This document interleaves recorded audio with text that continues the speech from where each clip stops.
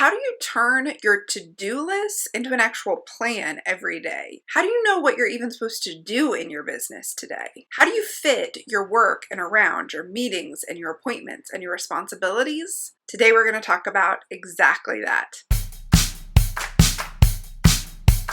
Welcome to Explore Your Enthusiasm, episode 287 with me, Tara Swigger. This week, today, I am answering a question I get all of the time, which is after you do map making and you have this big list of to-dos, how do you do it? How do you plan your week? How do you plan your day? So in my book, Map Your Business, which you can find on Amazon or linked up in the show notes, which you'll find at taraswiger.com/podcast287, I'm going to have links to everything I talk about there. So in my book, Map Your Business, and in the Starship Program, we start out by looking at big picture. Where do you want to go? Where are you now?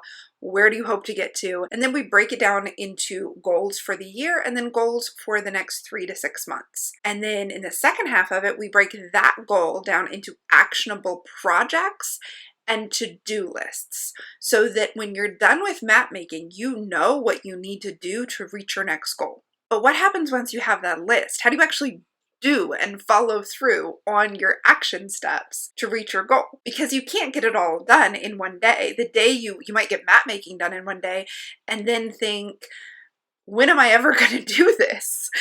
That is what we're going to talk about today. So that is where a lot of us get stuck. So for the month of December, we are going to talk about projects and planning.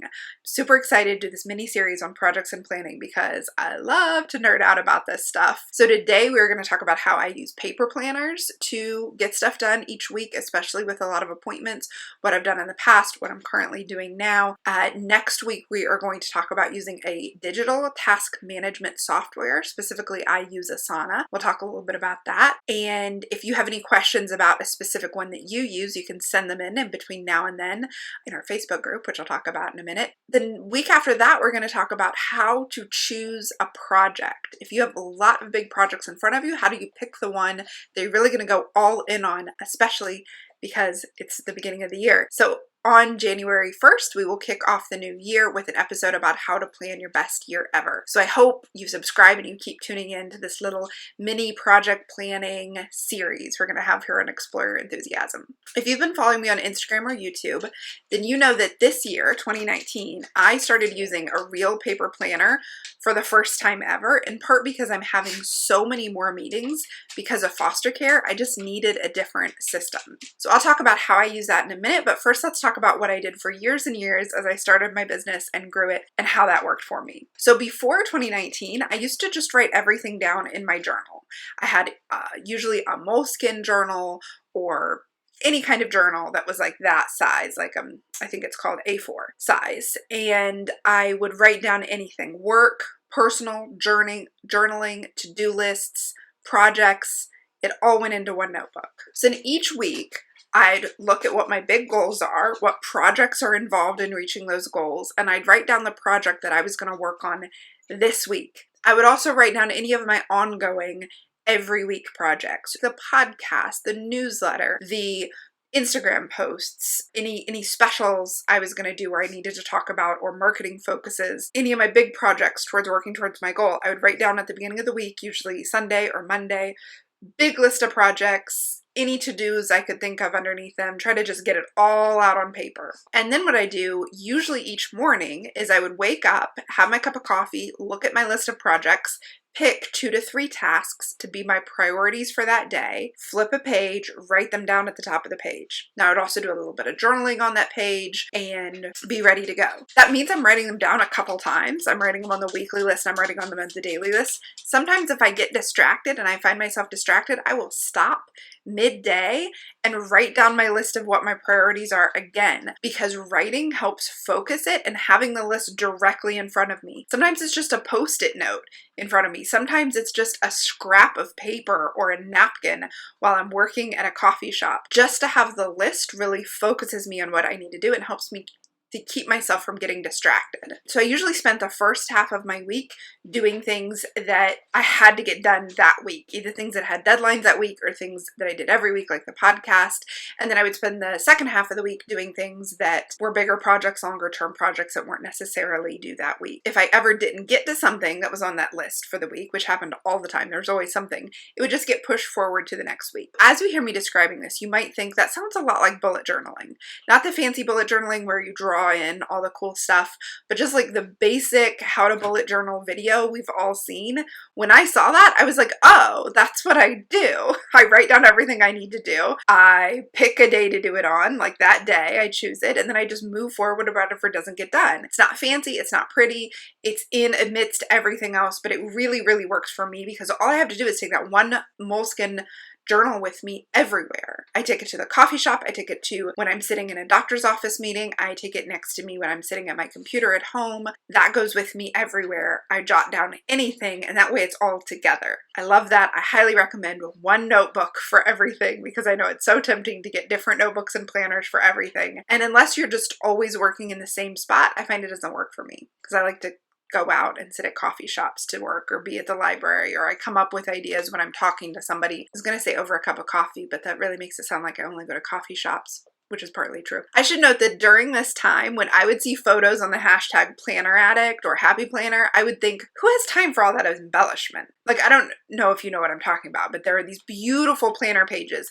that are completely empty, that are beautifully decorated. Because what people do is they completely decorate them before they fill it in with stickers and adhesives and kind of like scrapbooking, but for your planner. And as a person who grew up like in the scrapbooking being my craft all of high school and college, I get it, but I thought, I have to be productive. I don't have time to do stickers.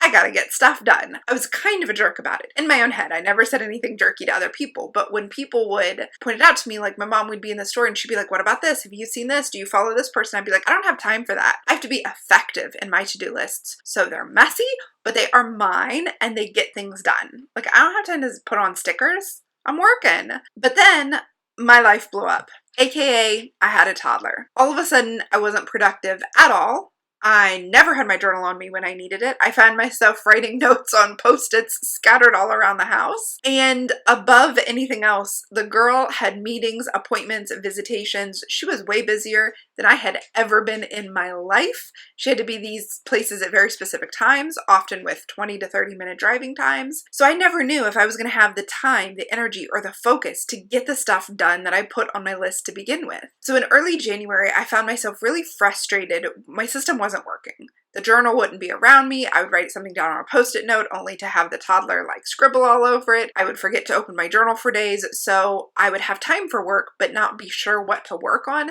because I wasn't making that weekly list. So it always felt like I was having to stop and be like, wait, what are my projects for right now? Okay, now pick a to-do list off that project, because it just wasn't a regular part of my life because I was still adjusting to the toddler being a regular part of my life, that I just wasn't in the flow of getting my projects together and sitting down and getting my to-do list together. It should be noted, at that point, I had been self-employed and basically making my own to-do lists and my own projects for 9.5 years. And yet I still found myself totally sideswiped by it. So I talked to a lot of makers and artists who are quitting their job. Several in the Starship Program have quit their day job while they're in the program. And one of the main struggles is getting a hold of your projects and your to-do lists and getting things done each day, because it's such a big shift. Anything in your life that's a big change of how you spend your time and energy is going to require a shift in how you kind of set up that process, because it does. It becomes a habit, and then it becomes a way that you work easily to get things done. A lot of weeks I wouldn't even have to write stuff down because it would just be the same thing every week. I would just work on it. Not a big deal. Once I lost all ability to think for myself when the kids came, it became much more difficult. So I had months of not being productive and not feeling creatively inspired at all. I wasn't even knitting or quilting or painting at this time. I was not feeling even a little bit of an indication to be creative at all. So then I stumbled on the Happy Planner on Instagram, and I saw all these pages that were gorgeous and colorful, and I thought, maybe I just need to try something new. Like, maybe I need to get out of my own way and try this crazy, creative, scrapbooky type of thing, because at the same time I was looking at all these pictures I had of kids and wanting to scrapbook them in some way, which I think is how I came across a planner. So I got a happy planner on sale and I got some stickers, and it took me a few weeks, but eventually I developed my own kind of process for doing it. I have to tell you, 2-year-olds are like addicted to stickers, so I think something about it being stickers just made it more appealing, because literally like helping her stick stickers on things and paint with watercolor was my only creative outlet. So I was like, oh, stickers, I can do that. And hey, if I don't use them, I know somebody who will be a big fan of them, so it's not a waste of money. And also the color, I love color, and anything neon is more likely to get me to pay attention than just the black and white thing in my journal. If you want to see how I actually use it, you can check out my Plan With Me videos on YouTube. I will link them up in the show notes so you can find them there. Just click through to the show notes. You'll find my Plan With Me videos. You'll see what the actual process is like. I'm going to talk about the mental process here, but the actual creative process I take videos of. So it's very similar to what I used to do in my journal, but now it has a step of adding stickers. And what's crazy is it might take me a little more time, but I find it to be so much more effective and productive because I'm actually paying attention to the thing, because I took more time to make it. So when I just scribble down a to-do list, I forget that I've ever even done it. And so 2 days later, I'm like, wait, what am I supposed to be working on? I guess I'll write down my to-do list again. And that's what was happening. Whereas if I take the time to make it pretty and make it appealing, it's almost like I remember that I have it, so I remember to look at it every day. Like I can't forget that I've done it. The other thing is I just leave it sitting out. That just makes it me so much more likely to use it. The process is very similar to what I did with my journal. First, I list my weekly projects, usually over to the side or on a post-it note if the week is very busy and I'm not sure where they'll fit.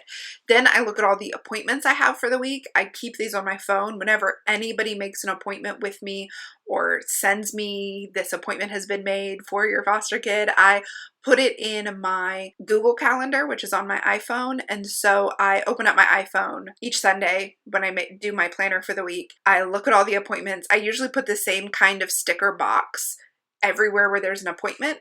In the top half, I put my appointment so that I see them right at the top, and I put a sticker box and then I write in the appointment. Then I make a book space each week for the books that I've read. Over on the right bottom, I kind of like make a little square so I can write in the books, because I like to track those each week just to kind of look at it and see what I'm working on. I just find it great to write them in. And then I might add another sticker or two to make it pretty. The main thing for me is that the appointments and the times I have to be out of the house and leave the house are clearly visible. Like they're visually there. And then I can see how much space I do or don't have on the rest of the day. So I should tell you as I record this that the toddlers who've been staying with me since June just went home. So I've been planning with them in my house up until basically today as I record this. So my weeks have been full of appointments. All day Monday, they haven't been in school, so they've been home with me. So that's a day that I can't even really plan any work stuff. So some days are almost entirely filled with them being home or on appointments or driving them. So then once I have the appointments, I might have done a sticker or two. I note which days like they're home and I can't work. I put down to-do list stickers, like checkbox stickers on all the days that I will be working. And I usually fill in the first 2 days, because where it used to be that I would just wake up and decide what I wanted to do that day, now I know if I'm going to get that done, I have to assign it a day and I have to do it that day whether I feel like it or not, because different kinds of work requires different kinds of setups. So I need to be here in my studio / office with my computer and the sun shining and my hair brushed in order for it to be a podcast recording day. So I can't do that on other kinds of days when I'm going to be out of the house a lot, or I'm going to do something like we're going to go on a hike in the morning. Like I just have to kind of plan exactly where things will fit now in a way I didn't have to before. So that's what's great about kind of doing the whole thing at once. I don't usually fill in the whole week, but I fill in the first 2 or 3 days to-do lists, and then I fill in the last 2 or 3 days to-do list as I'm going. So if I have to push something from Tuesday, I'll push it up to Thursday morning. If I have to push something from Wednesday, I'll move it over to Thursday or Friday. Because the fact of the matter is I don't get done everything I need to get done every day. That's not a bad thing. That's part of the reason I have the planner, so I can keep track of it. It doesn't fall under the cracks. So once it's written down, you actually have to do it. I know that's the important part, but sometimes that's the hardest part, to make sure your day doesn't get away from you, to make sure you don't end up working on something that doesn't really matter, and instead you work on what you need to get done and what does matter. The number one tip for getting your stuff done if you're using a paper planner is to look at the planner. I actually think this is why a lot of digital solutions don't work for people, because they don't remember to ever open the app again. So if you've got a physical planner, you can put it in your physical space in front of you where you're going to see it. You can make it colorful and bright so it pops out at you. You can make it huge so you can't miss it, like on a huge wall calendar. If you are having a hard time getting stuff done, even if you're writing it all down, I have a couple questions you should ask yourself. So first of all, does your work time have boundaries around it? Do you have a set time with boundaries? So the boundary might be, I don't read any blogs, I don't go on social media. It might be I work when there's no one in the house, or I work during nap time, or I stop work at this time and I start work at this time. The more boundaries you have around your work time, the more you'll be able to relax and know that it's there for you to fill up the way you want to fill it up. If it's real wishy-washy, while you're working, other people are talking to you, or you're going to a bunch of different sites, you might feel like you're working all day, but actually not get any work done because none of that time has a boundary around it. That's perfectly fine to stroll around the internet and have fun, but if you're trying to work on your business and you're trying to carve out some time, carve it out. Put boundaries around it so you have a really strong container in which to pour your best work. You also want to ask, are you being intentional about your time? When you have time to work, do you decide what you're going to do before you jump in? I know it's so easy to just open your computer and go to your email and then go to Facebook, and then a half hour has passed and then you don't know what's happened. But if you want to work on a project, if it's a writing project, if it's coming up with a new product line, if it's reaching out to 10 new wholesale shops to carry your stuff, you have to know you're going to do that and sit down with the intention to do that. So you have to be intentional about the time that you have if you want to work on a project. Another question is, do you have a habit of actually looking at your list and checking in on it? You can build that habit like you build any habit. You can build it into your first cup of coffee. You can build it into after you brush your teeth. You can build it into after you put the kids to a nap. You can build it in any time. Remember, there is no perfect planner and there's no perfect system. There's no way to be perfectly productive. All you can do is to try to find what works for you, to stick with what's working, and when your life or your circumstances or your needs change with it. Be open to experimentation and be open to trying again and again, knowing that you're going to land on something that works a little better than what you had before if you keep trying. But there's no perfect planner. There's no perfect system. I love what I use. I'm actually reviewing a new planner over on my YouTube channel here this week or next week because there's no perfect one. What is perfect is the one that works for you right now and that you actually use. So I'd love to know how you plan and what you use. And if you use paper or you're entirely digital, we have a place where you can come and share your pictures of your planners and talk to us about how you're building your business in a new free community. My first time ever having a free community. It's at facebook.com/groups/Tarsweiger. It is for makers who are growing in confidence and in profitability and are supporting each other as they do it. It's limited to just those that have a creative business, so you have to answer the questions before you get approved. But once you do, you will be surrounded by others like you who have a business and are working on becoming more confident and more profitable.